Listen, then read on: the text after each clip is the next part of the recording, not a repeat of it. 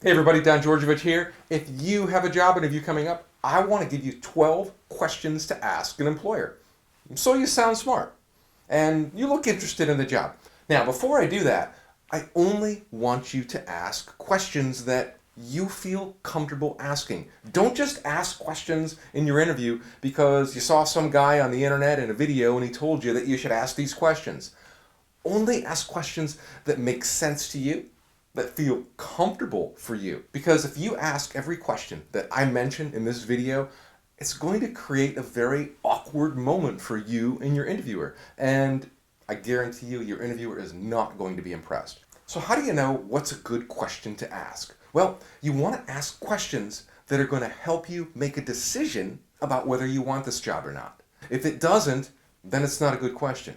Now, I created another video on this topic, just the opposite questions not to ask in an interview, and those are all the me type questions, and you can watch that video. I'll probably post it at the end of this one. But in this video, we're just going to focus on questions to ask that are going to help you make a decision about whether you want to work there or not. For starters, never ask stupid questions. Now, I know you've been told your whole life, people tell you there are no stupid questions, Don. You can ask anything. Yes, there are stupid questions, and you don't want to ask stupid ones. I'm just going to show you the right ones to ask. You only want to ask questions that are going to help you make a decision about whether you want this job or not. And when you go into the interview, you should be interviewing objectively. You shouldn't already be decided that you want this job. You should ask them questions, grill them on some questions. Don't overwhelm them, but hit them with some questions that are going to help you make a decision. Let's look at some questions that you might want to ask. Remember, I said might. Only ask questions that feel right for you. Don't ask questions just because I said to ask them. Make sure they help you qualify the employer as a place you want to be. Okay, first question. Can you tell me more about the day-to-day responsibilities of this position? This is your chance to learn as much as possible about the role so you can decide whether this is a job you really want or not. By learning more about the day-to-day tasks, you will also gain more insight into what specific skills and strengths are needed, and you can address any topics that haven't already been covered. Next one. Who do you consider your top competitor and why? Now, you got to be careful with this question. If you go into Amazon and you say, who's your top competitor? They're going to laugh at you. They're going to say, we have no competitors. We're the biggest ones on the block. We buy up our competitors. So you have to be careful. Again, if you go into Google and you interview, who's your top competitor? They're going to be like, we're at the top. Where are you? So you have to be careful if you ask who your competitor is. It's probably better if you're interviewing at a smaller regional company, something that's not national or international or as well known.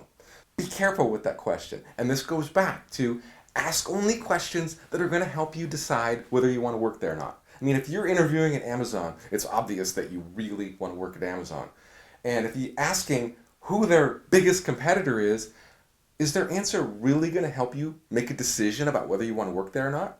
No. You already know you want to work there. So don't ask them that question. That's a stupid question to ask Amazon, but it might make sense to ask a different employer. Make sense? Okay, next one. What do you like best about working at this company?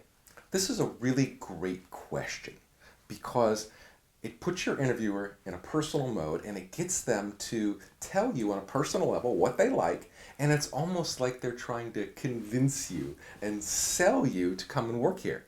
Because they're like, oh yeah, this is a great place. The company really cares about the employees. We have company picnics. We have profit sharing.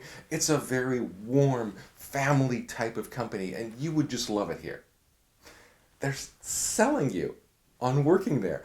By asking this question, you can put them in a mode that kind of forces them to sell you on coming to work there. They're convincing you to come and work here. And that's what you want. You want them to try to convince you to come and work at this company. I don't think you can go wrong asking anybody that question. Next one. What do you think are the most important qualities for someone to excel in this role? So what does that really mean? This question can often lead to valuable information that's not in the job description. It can help you learn about the company culture and expectations, so that you can show you're a good fit. All right, number 5. What are the biggest challenges facing your department right now? So basically you're asking, are you guys having any problems? What are you struggling with? This question can help you uncover trends and issues in the industry and perhaps identify areas where your skills could save the day. So here's the great part about this question. If they tell you some of the problems that they're having, this is your opportunity to step up and say, hey, I understand that problem that you're having. I had that problem at my last job. Here's how we dealt with it, and it worked out great. Here's the solution. So you're basically acting as somewhat of a consultant in the job interview, and you're showing them that you understand their problems, and you're giving them advice on how they can solve those problems. When you show them that you're a problem solver, that's the kind of person they want to hire. They want to hire someone who has ideas about how to solve problems. Because if you think about it, why are they even looking to hire someone in the first place? They're looking to hire someone to solve problems that they have. They have problems. They're looking to you for a solution for a problem, whatever it is. So if you can prove that you know how to solve problems in the interview, show them that you understand their problems, you're batting 1,000. You're doing great. So, next one. How do I compare with other candidates that you've interviewed for this role? This can be a bit of a tricky question. This can show that you're insecure. When you ask this question, this can be risky because you don't want to put the interviewer in an awkward position. However, if things are going well and you've built a strong rapport, this question can help you see if there are any concerns or issues that you could address so that you can show them why you're the best person for the job. Now, typically, when I ask this question, I save this for the end. This is not one of the first questions I would ask. I would ask it near the end of the interview after we've already established a rapport, and if I feel comfortable asking this question, I may or may not. It just depends on how I feel in the interview and what I sense from them. So if I'm feeling a little uncertain about myself or uncertain about how they see me, then I might ask, how do I compare with the other people? But if I'm having a good, strong interview and I feel really good about myself, I may not even ask this question. So again, do it if it feels right for you at the time. Don't just ask the question because some guy in a video on YouTube told you to ask the question. All right? Next one.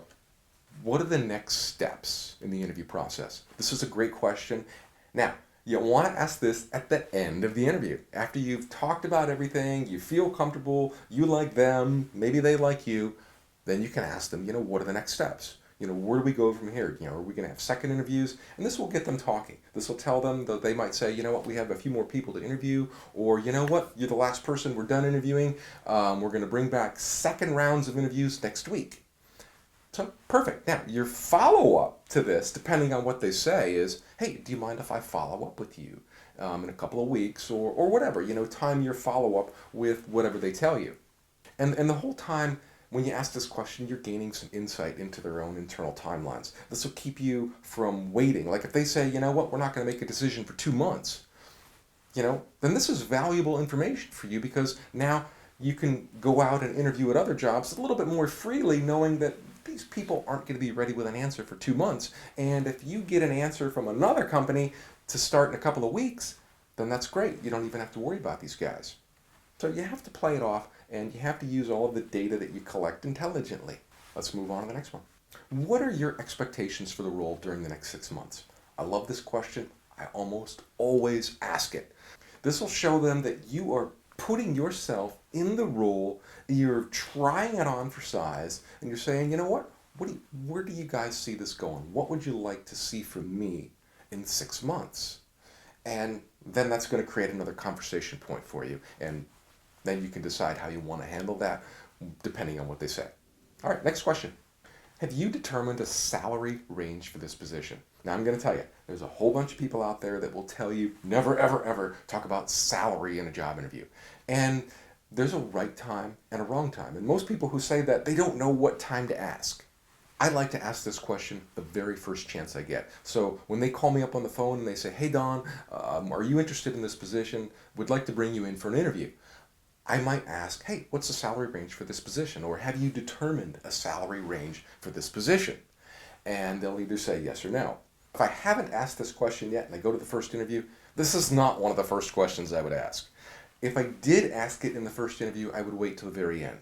And it would be because I felt very comfortable asking the question, and it's going to help me move forward with this employer. Like if their answer, let's say I'm looking for $80,000, and they say, and I ask them, hey, what's the salary range? And they say, well, the salary range is about $50,000 for this job. I'm just going to raise my hand right there and say, you know what, this is not for me. And that's why I like to ask that question right off the bat, so I can find out if I even want to go to the first interview. But if you didn't do that, if you didn't find out what the salary range was, ask it in the first interview near the end, but only if you feel comfortable. If it feels awkward for you and you're not getting some good vibes from your interviewer, don't ask it. Just don't ask it. Save it for the second interview if they call you back. But it is a fair question.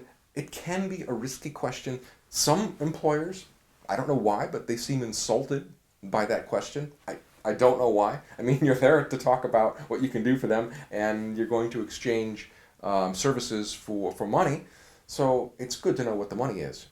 And if your employer is insulted, if you ask and they get insulted about you asking that question, then maybe they just weren't the right place for you in the first place. Maybe they have some other weird ideas. I don't know. But it's a fair question to ask. Save it for the end of the interview. Okay, so next question.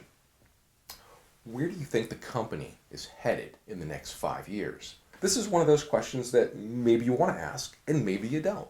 It depends on the company. So if you go into Amazon and you say, hey, where are you guys headed in the next 5 years? They're going to be like, well, we're going to own the world in the next 5 years. So you have to be careful who you ask this question to, and it has to help you make a decision about whether you want to work there or not. So if you're interviewing at Amazon, does it really matter where they're going in the next 5 years? Is that answer going to help you decide whether you want to work there or not? I don't think so. If it's a small company, maybe they have 50 or 100 people and they're in your own state, and you're not sure where they're going. Maybe they're inventing a new technology and it's very cutting edge, and then you might want to ask and say, hey, where do you see yourselves going? Where is this technology going to take you guys? What's the next level? Now, I think the reason that you would want to ask a question like this is to decide if their course of action feels good for you. Like if you disagree with where they're going in the next 5 years, then you could use that as criteria to disqualify them as a place you want to work. Or maybe you like where they're going. Maybe you like this new cutting edge direction, and that helps you make an informed decision about whether you want to work there or not. So this question, maybe you want to ask it, maybe you don't. It has to feel right for you, and the answer has to help you make a decision about whether you want to work there or not. So maybe you ask it, maybe you don't. Next one. Can you describe the company culture? Good question. You can almost always ask this to anybody. Amazon, Google, IBM, Apple. It doesn't matter. Now, if you ask it at Apple, what's the company culture? I think everybody knows that the culture at Apple is pretty laid back and relaxed. So maybe you want to ask what the culture is in the department, because I got to figure that Apple has some microcultures depending on where you're at, whether you're in engineering, sales, product development. I don't know. I've never worked there. I'm just guessing. But big companies will have microcultures, so you might want to ask what the culture is in this department compared to other departments, or if it's all the same. Or if you're interviewing at another company and maybe they have just 50 or 100 people, it's a fair question. What's the culture around here? Could you describe it? What do you like about it? What don't you like about it? Now again, the answer to this question has to help you decide whether you want to be there or not. If they tell you that our culture is very formal, we require that you wear a suit and tie every day to work, you might say, you know what? That's not the place I want to be. That's not the culture I want. I'm looking for something a little bit more relaxed and laid back. Or maybe you are looking for something that's more serious and where you dress up. And maybe you interview at Apple and you're like, what's the culture? And they're like, oh yeah, it's really easy here. You're like, well, I don't want that. I want something more serious. So you go interview at IBM, and they're like, oh yeah, we wear suits every day, and our culture is very formal, and we're very focused on what we do, and we're very serious about what we do. And maybe that resonates with your personality, and that's the place you want to be. So use the answer to help you make a decision about where you want to be.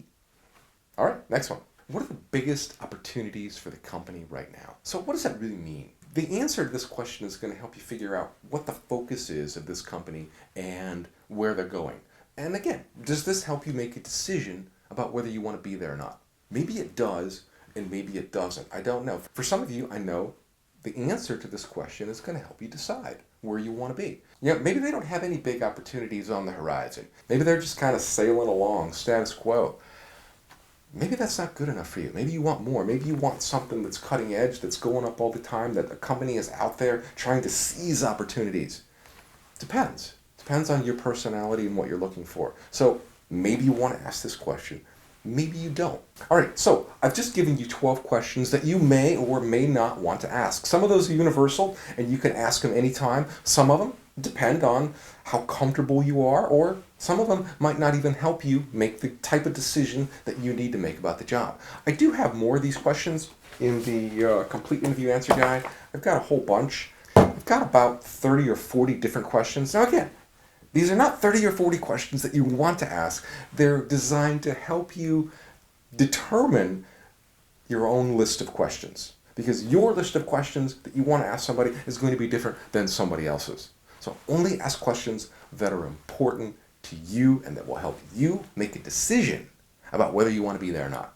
All right, that's all I have for you today. Thank you so much for watching this video. If you liked it, share it with a friend and subscribe to my channel. To help you on your next interview, if you're struggling with questions and answers and how to answer them, you might want to check out the Complete Interview Answer Guide from Job Interview Tools. That's a simple download. You can head on over there. It's pretty cheap, and it's going to teach you the right way to answer interview questions. And it's going to teach you the proper framework to use so that you can really be in a position to answer any question that's thrown at you. So thanks again for watching. I wish you the very best on your next interview, and I want you to go out there and nail your next interview. I'll see you next time. Hey, this is Don. I've queued up the next video on the questions not to ask in an interview, and you can watch that above. I've also included a link to the transcript of this video in the description below.